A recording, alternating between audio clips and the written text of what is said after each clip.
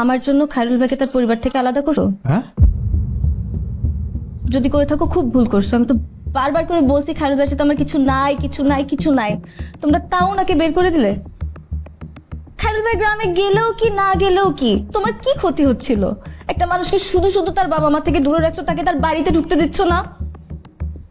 মানুষ তো বাসায় পোষা প্রাণীর সাথে এমন ব্যবহার করে না, তুমি ওনার সাথে যে ব্যবহারটা করছো।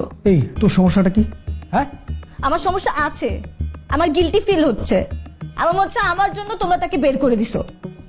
তোর জন্য তোর গিল্টি ফিল হইতেছে? হ্যাঁ, ও আমার বাসার কাজের ছেলে, দরকার নাই বের করে দিছি, শেষ। তোর এত গিল্টি ফিল আর কি আছে? এটা কে তার বাপের বাড়ি যেখানে সে থাকবে?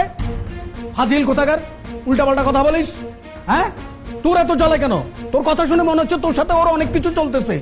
এসব কিন্তু একদম ভালো না। এই দেখ, দাঁড়া, কথা শেষ হয় নাই। আমি শুনবো না। তোমার বোনকে বুঝাও, ওর বয়স কম। খায়রুল আমার বাসার কাজের ছেলে।